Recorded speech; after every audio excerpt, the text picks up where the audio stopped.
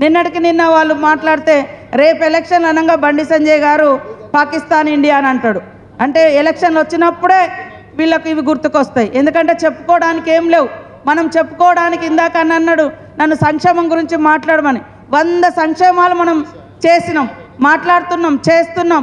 మనం ఏదైనా ఒక స్కీమ్ ప్రకటించగానే రెడీగా ఉంటున్నారు దాన్ని కౌంటర్ పెట్టి ఒక కృత్రిమంగా కొంత బీజేపీ బీఆర్ఎస్ లీడర్స్ తోటి వీడియోలు చేయించడం.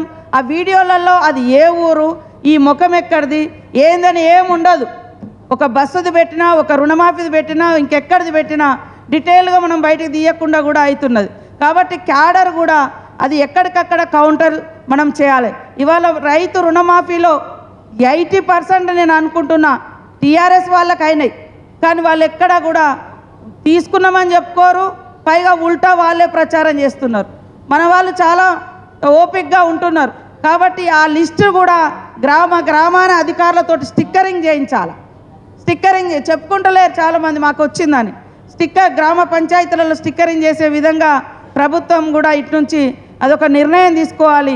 సంక్షేమ పథకాలు కూడా గ్యాస్ ఎవరికి పోతుంది, సిలిండర్ మన కరెంట్ ఎవరెవరికి పోతుంది, అదేవిధంగా ఇంకా ఏమేం స్కీమ్స్ ఇస్తున్నామో అవన్నీ కూడా ఓపెన్గా డిబేట్ జరగాలంటే నా అభిప్రాయము ఈ మార్చి బడ్జెట్ తర్వాత గ్రామాన జెండా పండుగ పెట్టండి. ఆ జెండా పండుగలో మన ఎజెండా, మన స్కీమ్స్, మన గ్యారంటీస్ అన్నీ కూడా డిస్కస్ చేసుకుంటూ పబ్లిక్ అవేర్నెస్ ఇవ్వడం, పబ్లిక్ గుర్తు చేయడం కూడా అవసరం. షార్ట్ మెమొరీ అంటాం, తొందరగా మర్చిపోతారంటారు.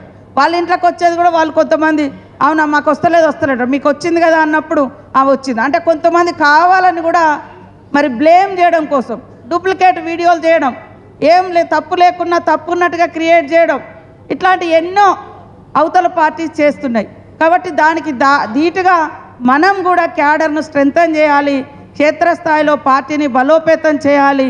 మరొక 100 ఏళ్ళు మన పార్టీ ముందుకు సాగే విధంగా ఇప్పటి నుంచే మరి యూత్ను కానీ న్యూ జనరేషన్ కానీ ఎంకరేజ్ చేసి ముందుకెళ్ళాలని మరి ఏఐసిసి ఇన్ఛార్జిగా వచ్చినటువంటి నటరాజన్ గారికి మరి మనస్ఫూర్తిగా వెల్కమ్ చెప్తూ వారికి పూర్తి స్థాయిలో గాంధీ ఐడియాలజీ, అంబేద్కర్ గారి యొక్క ఐడియాలజీ తెలుసు.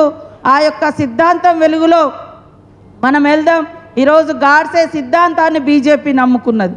మనం గాంధీ సిద్ధాంతాన్ని, అంబేద్కర్ గారు ఇచ్చినటువంటి రాజ్యాంగాన్ని నమ్ముకొని ఇటు మరి సామాజిక న్యాయం చరిత్రలో బీసీ కులగణన కానీ, ఎస్సీ వర్గీకరణ సమస్య కానీ, అనేక జటిలమైనటువంటి ఉద్యోగ ఉపాధి కుల రిజర్వేషన్లకు సంబంధించిన అన్నీ కూడా మనం క్లియర్ చేసినా కూడా ఇంకా అపవాదు అనేది మన మీద పడుతుంది. ఈరోజు కంచాయిలే గారు ఒక ఆర్టికల్ రాసిరు మంచిగా. అంటే ఈరోజు ఇంత కులగణన గతంలో ఎవరు చేయలేదు, వాళ్ళు చేస్తే ఈ కొంతమంది సోకాల్డ్ మేధావులు అనే వాళ్ళు నిందలు వేస్తున్నారు. మరి ఎట్లా చేయాలో చెప్పండి అని కూడా అంటున్నారు. తప్పు అంటున్నారు. తప్పేంటిదో చూపించాలి కదా. ఎందుకంటే అందులో బీజేపీ మనుషులు, బీఆర్ఎస్ మనుషులు ఉన్నారు కాబట్టి మనం ఏం చెప్పినా వాళ్ళకు నచ్చదు. కాబట్టి మనం ఎవరికైతే ఏ వర్గాలకైతే చెప్పాలో అది చెప్పే తీరుగా మనం కూడా గ్రౌండ్లోకి వెళ్ళి అదొక స్పెషల్ కార్యక్రమంగా ఇటు సంక్షేమం, అదేవిధంగా మనం తీసుకున్నటువంటి విప్లవాత్మకమైనటువంటి మార్పులు, పార్టీ పటిష్టత ఇవన్నీ కూడా తీసుకుంటే బాగుంటుందని కోరుతూ నాకు ఈ అవకాశం ఇచ్చిన మీ అందరికీ పేరు పేరున నమస్కారాలు, ధన్యవాదాలు. Subscribe us and press the bell icon for more interesting updates.